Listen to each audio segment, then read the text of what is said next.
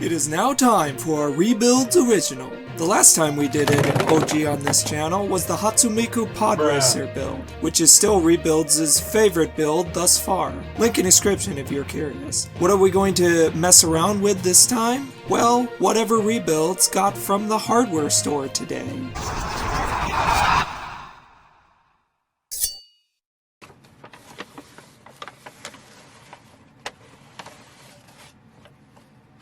Yes, Rebuilds will be kit bashing a Barbie today. I rescued this Barbie from either a kid like Sid from Toy Story or a dog. As you can see, I had to repair her arms and legs, and instead of just cutting off the chewed bits and gluing them back together, I added Lego joiners so she can be posable. Okay, enough of that, let's get to the salon, cause this Barbie needs some TLC.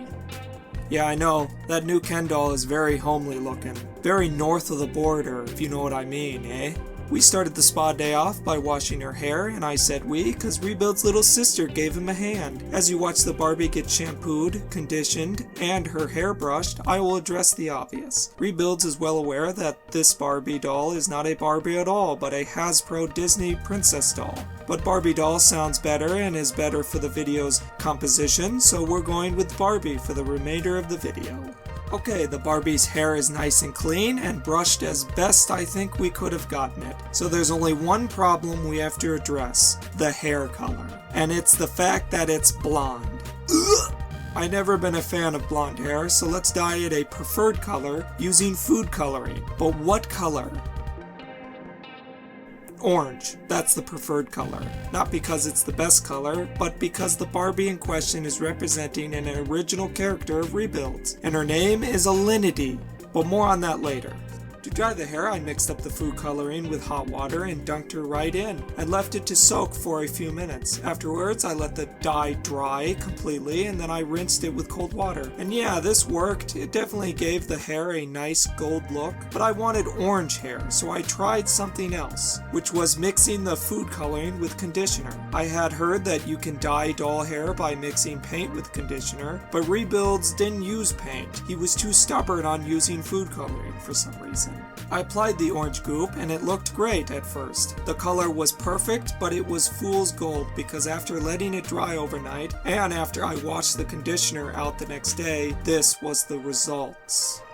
The blonde hair mocks me. At this point, after 2 failures, it was personal now. Rebuilds was determined to get rid of that blonde hair at any cost, so I tried one more time. Alcohol ink was the third method. I straight up mixed the ink in the hair, no water, no conditioner, just the ink, and it gave me the color I wanted.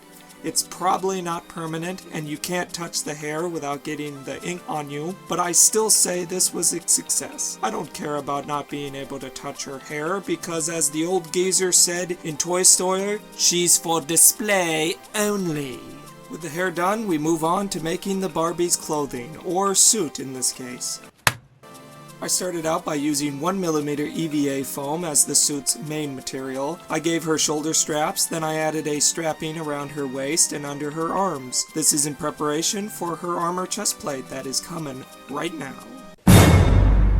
Okay, I'm trying something out of the box here, so just bear with me, will ya? I took some clay and made a mold of her chest, and when it was dry and solid, I coated the inside with UV resin. And after I gave it a quick cure, I demolded it, and it came out pretty good. But it is very thin, so I fattened it up a bit with some more UV resin. And after a quick trim, we had a decent armor chest plate. The experiment worked. I glued it on and those straps make more sense, huh? Next, let's cover up this ugly edge with a perfectly cut piece of plastic from a yogurt container. It gives the top of the armor a nice rounded shape. I did the same at the bottom as well, but this time using EVA foam instead of the yogurt plastic. I finished off her lower torso with some more EVA foam, and it only temporarily looks like she's wearing a sumo diaper. Next, I added some foam to her upper arms. I tried to cut each of the pieces of foam in more interesting shapes, opposed to just wrapping the whole arms in boring foam shapes, I guess. I just made up as I went along. For example, I freehanded this shape for the armor on the thighs, I also found it easier to just glue on some rough cut pieces and cut them around previous pieces so I could create this nice gap between the pieces. I said pieces way too many times, which gives the look that the foam is armored plating. It will show up better after painting, I hope. I'm really relying on the visual because, as usual, the voiceover is extremely confusing. But let's move on anyway. As for her lower arms and hands, I just added some more EVA foam. I also did the same with her lower legs as well. I was very happy to see that this abused Barbie somehow still had her Cinderella shoes, and I'm going to use them because I don't have another pair of Barbie shoes. After we returned the arms and legs to her, the Barbie was fully clothed, or armored would be a more accurate statement. I knew from the beginning I wanted to give the Barbie some kind of battle suit, and I got some ideas for the suit from googling and studying several images off the internet, and watching some of my favorite shows like Ghost in the Shell. Stay tuned for that video. Kim Possible, of course, loved watching that back in the day. How about the 90s Power Rangers was another thing I got some inspiration for the suit. But enough about Rebuild's childhood, let's finish the suit with some Greeblies in the form of my old childhood toys, mostly Legos. Let's start with this Lego, which has these perfect triangle shapes that I'm going to use for the Barbie's knees, because we all need knees. Next, let's use this connector toy piece that surprisingly is not a Lego. This will be her belt. After a quick trimming and sanding, I glued it on and then added a Lego light piece and then the strapping that was made from yogurt container plastic. I wanted to add something on her back, of course, so I dug up this interesting Lego that kinda looks like a spine. I added two other interesting looking pieces to set spine and then glued it on. I really liked how it looked, but it will look even better with these broken hair clip pieces. They look similar to ribs, so I glued them to the most obvious place on the Barbie. And yeah, that was looking pretty sweet. Lastly, I cut this backpack in two and glued it on just to add some more detail. Speaking of detail, let's use this model car dashboard, specifically this little piece with the dial on it. It fit perfectly on her right arm. Maybe it's her suit's pressure gauge, or maybe it's...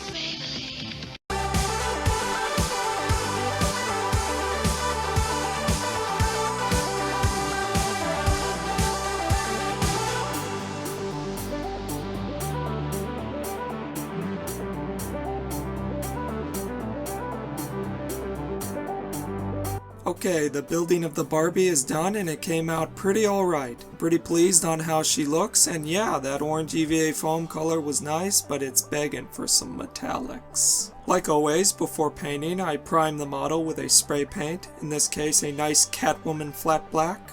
Then I chose these three colors to start with. Two of them are metallics, and this is just a plain Jane green, and we're going to start with that plain Jane green. I base coated all the pieces that were supposed to be armor plates. This will make applying the metallics a lot easier. Speaking of metallics, this is the color I chose for the Barbie. It's a very dark green metallic, but I didn't have this color just laying around. I had to mix it up. I took my only green metallic and I mixed in a touch of black metallic, and that gave me the color I imagined for the Barbie. Once again, this is a Rebuild's original build, and the Barbie is representing a character I created for a story I'm currently writing. Because if you didn't already know, Rebuild's first passion in life is not crafting but writing stories. I love creating characters and the worlds that they exist in. It's a lot of fun, and I'm excited to finally merge my two passions together in this video. This character, I imagine, has a green color scheme. She wears a lot of greens, and I thought making her a redhead or ginger would go well with green.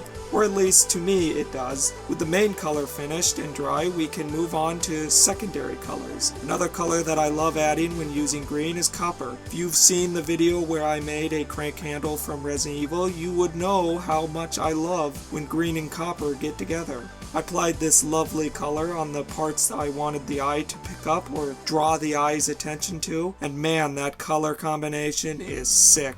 I love it. I took the metallic black from earlier and applied it sparingly to a few places on the Barbie for no other reason except to add a little spice, or a metallic shine to be more accurate. The very last thing I did painting wise was a very light dry brushing of silver metallic over the whole Barbie. I was quite happy with the colors I had, and this dry brushing gave it a small weathered look, The last thing I wanted was to make a few accessories to go with Barbie, because Barbie always has her accessories, you know. This Mega Block mask has the perfect steampunk goggles accessory for Barbie. It just needs this antenna. I got it from a Dollar Tree toy gun. It makes no sense for an antenna to be on the goggles from Jurassic Park, but I thought it looked cute, so I added it. With a quick color change to a more suitable one, I added it to Barbie. Okay, they didn't stay on, so let's add a strap, and that strap will be played by this clear, stretchy bracelet strapping. I pin viced 2 holes and threaded the bracelet string through, and that was my strapping. And there, now they stay on. The next accessory that was needed was this Dollar Tree knife toy, but it needs a leather holster, which this old watch strap is perfect for. I took a small square of the watch strap and glued it to the knife, then I added another strap over the first, and it was done, and ready to be added to the Barbie's right ankle. The last accessory I added was the small pistol, equipped with a silencer for the silent kills. Okay, we're done. Roll those spicy glamour shots.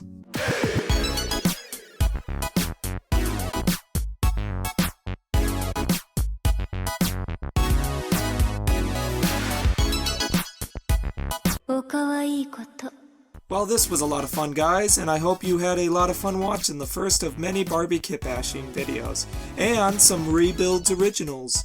If you like this video, give it a like, and make sure you subscribe, or I'll feed you to the prince. As I mentioned before, this is a Rebuilds original build, and if you're interested in my original character, Alinity, I will put up her bio so you can read it. Alinity is an important character in a book series I'm currently writing, and I hope one day I can get it into some type of book form so people can read it. Probably an Amazon ebook is the way I'll go, but things can change between then and now. Okay guys and gals, always be kind and rewind, and I'll see you in the next one.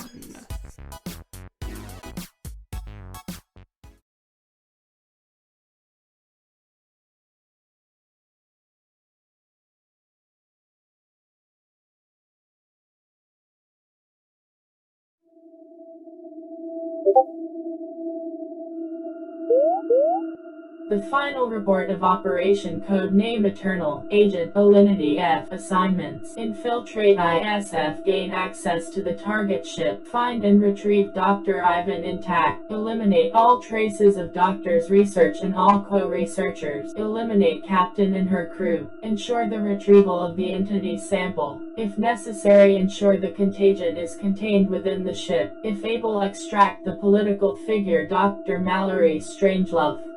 Mission update. I have successfully completed my assignments and am on my way back to Central now.